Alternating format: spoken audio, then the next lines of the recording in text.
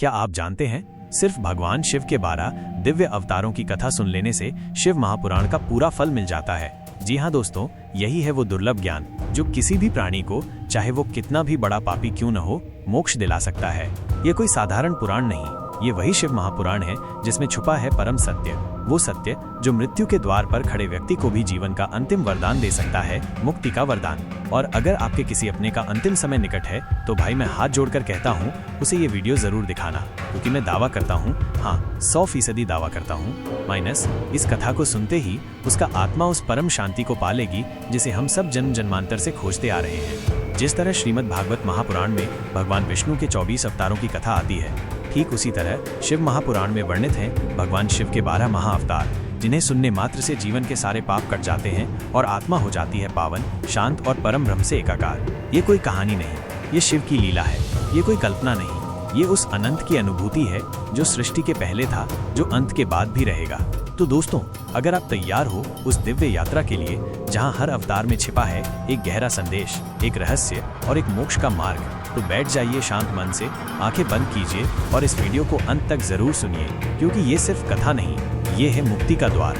हर हर महादेव। सोमनाथ ज्योतिर्लिंग की महाकथा, गुजरात प्रभास क्षेत्र। बहुत समय पहले की बात है।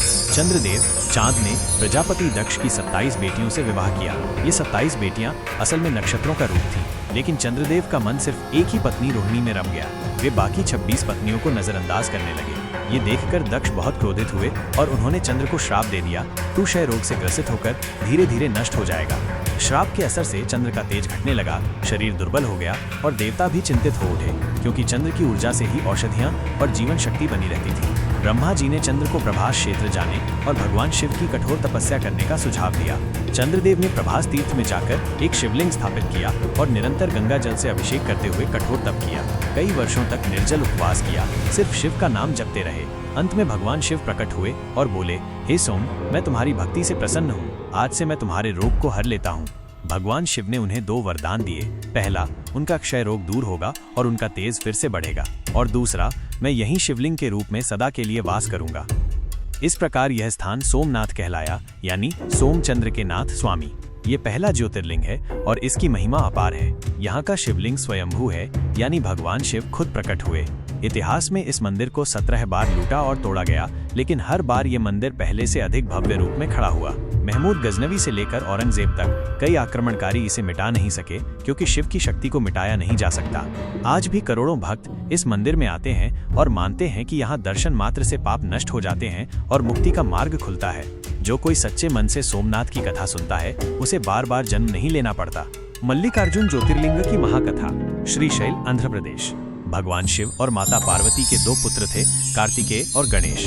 एक दिन माता पिता ने दोनों से कहा, जो पहले तीनों लोकों की परिक्रमा करके लौटेगा उसका विवाह पहले होगा। कार्तिकेय तुरंत अपने वाहन मयूर पर सवार होकर निकल पड़े, लेकिन गणेश जी ने अपनी चतुराई से माता पिता की ही परिक्रमा कर ली, क्योंकि उनके लिए माता पिता ही ब्रह्मांड है। इसी कारण गणेश का विवाह पहले हो गया। जब कार्तिकेय वापस लौटे और ये बात जानी तो उन्हें बहुत क्रोध और दुख हुआ। वे स्वयं को ठगा हुआ महसूस करने लगे। वे क्रोधित होकर दक्षिण दिशा की ओर निकल पड़े और कृमाचल पर्वत श्रीशैल पर जाकर एकांतवास करने लगे। वहां उन्होंने कठोर तपस्या शुरू कर दी। माता पार्वती और भगवान शिव को जब अपने पुत्र की यह दशा पता चली तो वे अत्यंत व्याकुल हुए। वे तुरंत श्रीशैल पहुंचे और वहां कार्तिकेय को मनाने लगे। पुत्र के प्रेम में शिव पार्वती ने भी वहां स्थायी निवास कर लिया। यहीं पर भगवान शिव मल्लिकार्जुनेश्वर के रूप में प्रकट हुए। मल्लिका माता पार्वती का नाम है और अर्जुन भगवान शिव का, इसलिए इस ज्योतिर्लिंग को मल्लिकार्जुन कहा गया। यह स्थान शक्ति और शिव दोनों का संयुक्त स्थल है, यानी जहाँ शक्ति भी विराजती हैं और शिव भी, ऐसा दूसरा कोई स्थान नहीं। इसीलिए यह स्थल अत्यंत पुण्यकारी माना गया है। शिव महापुराण कहता है, जो कोई श्रीशैल की यात्रा करता है या उसकी कथा श्रद्धा से सुनता है, उसे मृत्यु के बाद सीधे कैलाश धाम में स्थान प्राप्त होता है। यहाँ की पर्वत श्रृंखलाएं, गुफाएं और मंदिर इतने प्राचीन हैं कि ऋषि मुनियों ने भी यहाँ तप किया है। आज भी करोड़ों शिव भक्त इस स्थान पर मल्लिकार्जुन के दर्शन कर मुक्ति की कामना करते हैं। 3. महाकालेश्वर ज्योतिर्लिंग की महाकथा, उज्जैन, मध्य प्रदेश। बहुत प्राचीन काल की बात है। उज्जैन नगरी, जिसे प्राचीन काल में अवंतिका कहा जाता था, वहाँ विद्याधर राजा चंद्रसेन शिव का परम भक्त था। वह दिन रात ओम नमः शिवाय का जप करता था। उसी नगर में एक गरीब बालक श्रीकर भी था, जो राजा की भक्ति से प्रेरित होकर स्वयं भी शिव भक्त बन गया। एक दिन श्रीकर जंगल में जाकर शिवलिंग बनाकर पूजा करने लगा। उसकी इस भक्ति को देखकर नगरवासियों ने उसका मजाक उड़ाया, लेकिन वह डिगा नहीं। वह दिन रात शिव की उपासना में लीन रहता। उसी समय चंद्रसेन के राज्य पर एक शक्तिशाली राक्षस दूषण ने हमला कर दिया।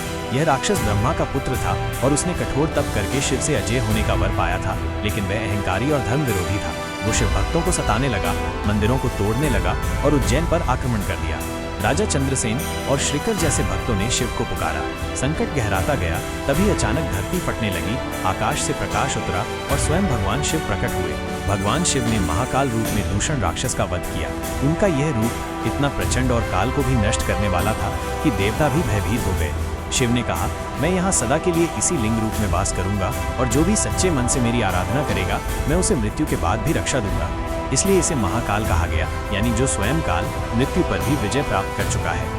यह अकेला ऐसा ज्योतिर्लिंग है जहाँ भस्म आरती होती है, जिसमें शव की राख से भगवान की पूजा की जाती है, यह बताने के लिए कि मृत्यु के बाद भी शिव ही सहारा है। जो इस कथा को सुनता है उसके सारे पाप जल जाते हैं और उसे जीवन में किसी भय से डरने की आवश्यकता नहीं रहती। 4. ओंकारेश्वर ज्योतिर्लिंग की दिव्य कथा।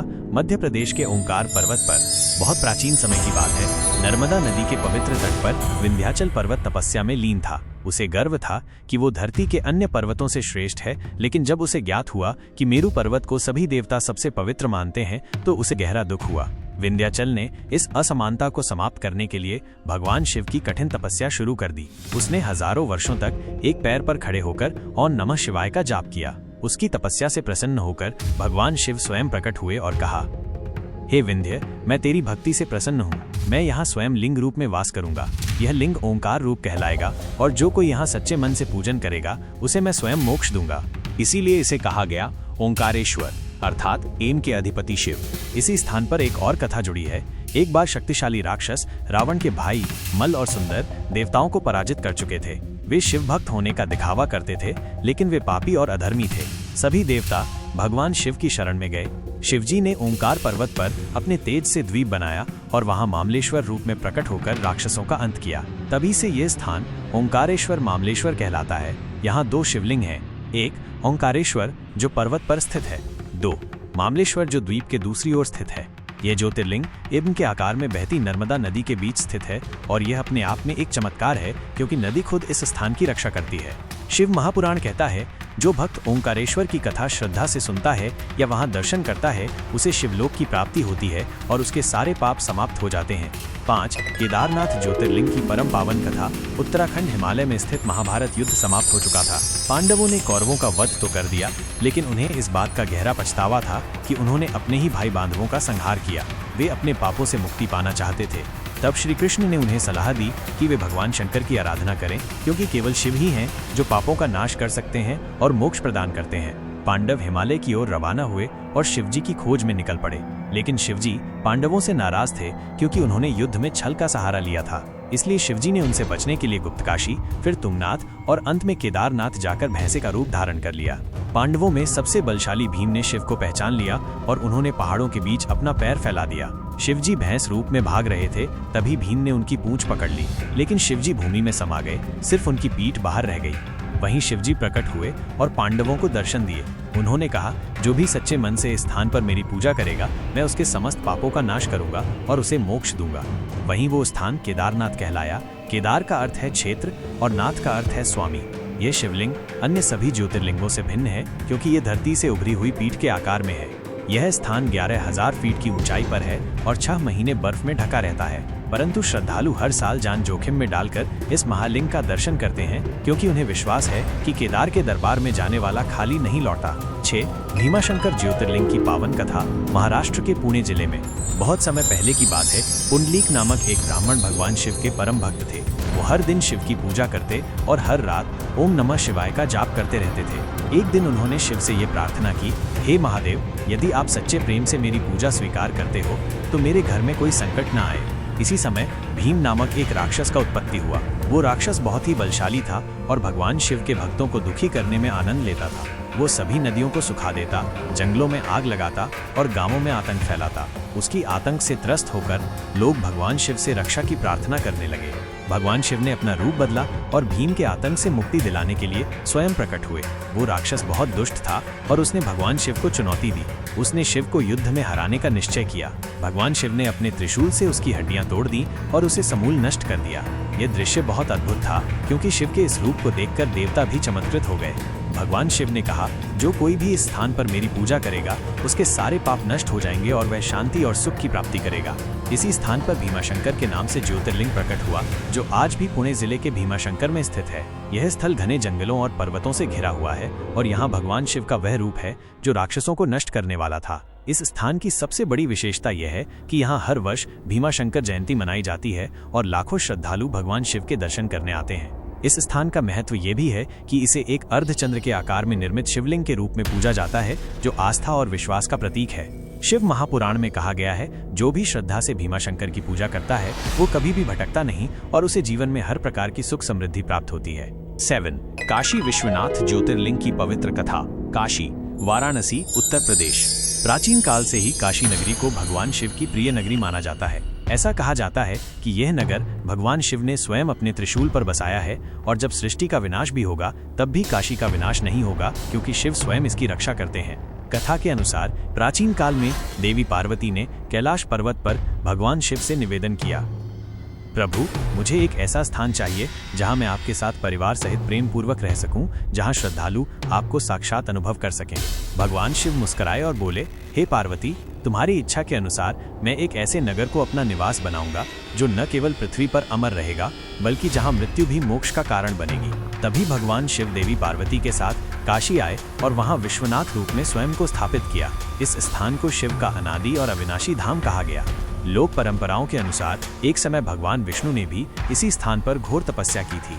उनके पसीने की बूंदों से एक दिव्य शिवलिंग प्रकट हुआ। जब विष्णु जी को उनके कर्ण कुंडल मिले, उन्होंने श्रद्धा से उन्हें शिवलिंग के चरणों में अर्पित किया। उसी क्षण शिव प्रकट हुए और कहा, यह स्थान अब काशी विश्वनाथ के नाम से जाना जाएगा और यह लिंग सदा साक्षात शिव स्वरूप रहेगा। देवताओं ने इसे मोक्ष की राजधानी कहा, जहां मरने वाला जीव सीधे शिवधाम जाता है। इसलिए ही कहा गया, काशी में मरना, शिव के चरणों में जाना। 8 ज्योतिर्लिंग। त्र्यंबकेश्वर। त्र्यंबकेश्वर स्थान नासिक जिला, महाराष्ट्र, नदी गोदावरी के उद्गम स्थान के पास। पौराणिक कथा। बहुत समय पहले महर्षि गौतम अपनी पत्नी अहिल्या के साथ त्र्यंबक पर्वत पर तपस्या कर रहे थे। एक बार वहां भयंकर अकाल पड़ा, लेकिन महर्षि गौतम की तपस्या से प्रसन्न होकर इंद्रदेव ने उस क्षेत्र में वर्षा कर दी। इससे वहां फिर से जीवन लौट आया, खेत लहलहाने लगे और संत महात्मा वहीं रहने लगे। महर्षि गौतम हर दिन उन्हें भोजन कराते और सेवा करते। ये सब देखकर कुछ ऋषियों के मन में ईर्ष्या उत्पन्न हो गई। उन्होंने गौतम ऋषि को बदनाम करने के लिए एक चाल चली। उन्होंने एक नकली गाय को मारने का पाप उन पर थोप दिया। गौतम ऋषि को जब इस बात का बोध हुआ कि ये कलंक है, तो वे बहुत दुखी हुए। उन्होंने प्रायश्चित स्वरूप भगवान शिव की कठोर तपस्या की और उनसे विनती की कि वे गोहत्या के दोष से मुक्त हों। भगवान शिव प्रसन्न हुए और बोले, हे गौतम, मैं तुम्हारी भक्ति से अत्यंत प्रसन्न हूँ। मैं यहाँ त्र्यंबक रूप में स्थापित हो जाऊंगा और तुम्हें पूर्ण पवित्रता प्रदान करूंगा। गौतम ऋषि ने यह भी निवेदन किया कि यहाँ गंगा माता भी प्रकट हों। भगवान शिव ने गंगा माता को गोदावरी रूप में वहीं प्रकट कर दिया। यही कारण है कि त्र्यंबकेश्वर के पास से ही गोदावरी नदी का उद्गम होता है। इस ज्योतिर्लिंग की विशेषताएं। त्र्यंबक का अर्थ है 3 नेत्रों वाला। भगवान शिव, यह एकमात्र ज्योतिर्लिंग है जहां तीनों देव ब्रह्मा, विष्णु और महेश एक ही लिंग में स्थित माने जाते हैं। यह लिंग गोलाकार और बेहद पवित्र है, जो किसी समय स्वयं जल में डूब जाता है और यह घटना किसी बड़े परिवर्तन का संकेत मानी जाती है। त्र्यंबकेश्वर ज्योतिर्लिंग को मोक्षदायक स्थल कहा गया है। जो भी भक्त यहाँ आकर स्नान करता है, गोदावरी में डुबकी लगाता है और शिवलिंग के दर्शन करता है, उसे जीवन भर के पापों से मुक्ति मिलती है। वैद्यनाथ ज्योतिर्लिंग। 9 ज्योतिर्लिंग। स्थान देवघर, झारखंड। नाम वैद्यनाथ, वैद्यनाथ, वैद्यनाथेश्वर। ग्रंथ प्रमाण शिव महापुराण, कोटिरुद्र संहिता, स्कंद पुराण, पद्म पुराण। लंका के राक्षस राजा रावण ने भगवान शिव को प्रसन्न करने के लिए हिमालय पर कठोर तपस्या की। उसने अपनी भक्ति की पराकाष्ठा में अपने 10 सिरों की आहुति शिवलिंग पर दी। जब वो 11वां सिर काटने को हुआ, तभी भगवान शिव प्रकट हुए और बोले, रावण, तुम्हारी भक्ति से प्रसन्न होकर मैं तुम्हें वर देता हूँ। रावण ने वर में मांगा, हे प्रभु, कृपा करके आप मेरे साथ लंका चलें और वहां सदा के लिए मेरी उपासना के केंद्र बने। शिव ने कहा, मैं तुम्हारे साथ चलूंगा, लेकिन यदि तुम मुझे मार्ग में कहीं भी जमीन पर रखोगे तो मैं वहीं स्थिर हो जाऊंगा। रावण ने यह शर्त स्वीकार की और स्वयं शिवलिंग को अपने हाथों में उठाकर लंका की ओर चल पड़ा। देवताओं ने सोचा कि यदि भगवान शिव लंका में स्थापित हो गए तो रावण अमर हो जाएगा। तब उन्होंने वरुण देव से निवेदन किया कि रावण को मूत्र त्याग की आवश्यकता हो।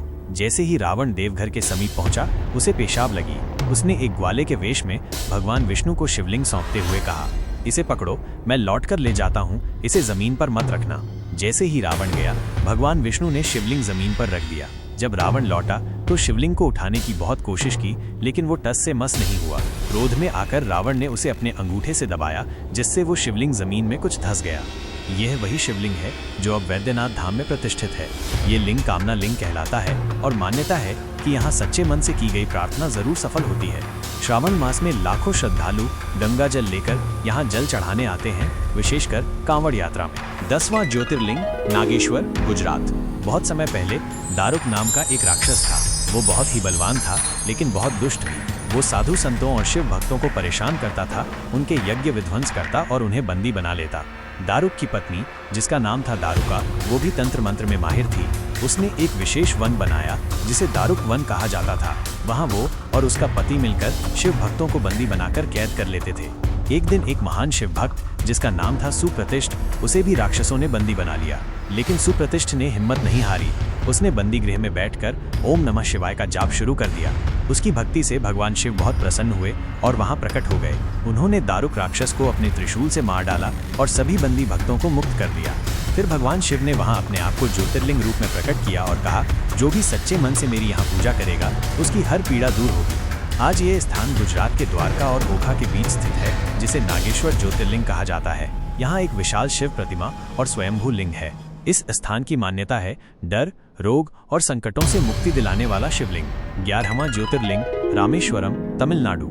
ये कथा रामायण काल की है। जब भगवान श्री राम अपनी पत्नी सीता माता को रावण से मुक्त कराने के लिए लंका जा रहे थे, तो उन्हें समुद्र पार करना था। उस समय उन्होंने सोचा, मैं एक राजा हूँ और रावण एक महान शिव भक्त, मुझे भी भगवान शिव की पूजा करके उनकी कृपा लेनी चाहिए। तब श्री राम ने समुद्र किनारे रेत से शिवलिंग बनाकर उसकी विधिवत पूजा की। लेकिन वे चाहते थे कि उत्तर भारत के कैलाश से एक वास्तविक शिवलिंग यहाँ स्थापित हो। उन्होंने अपने भक्त हनुमान जी को हिमालय भेजा ताकि वे वहाँ से लिंग लाएं।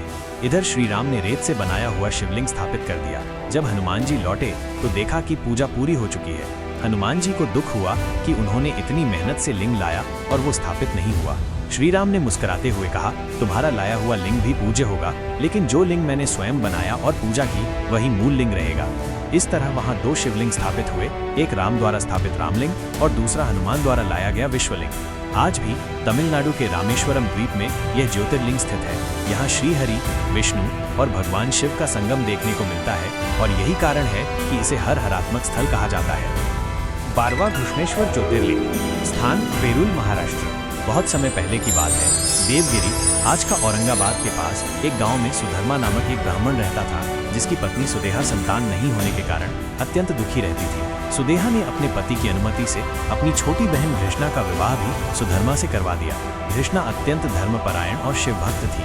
वह प्रतिदिन नदी के जल से 101 शिवलिंग बनाकर उनका पूजन करती और फिर उन्हें पास की झील में विसर्जित कर देती। भगवान शिव ने उसकी अटल भक्ति से प्रसन्न होकर उसे एक पुत्र का वरदान दिया।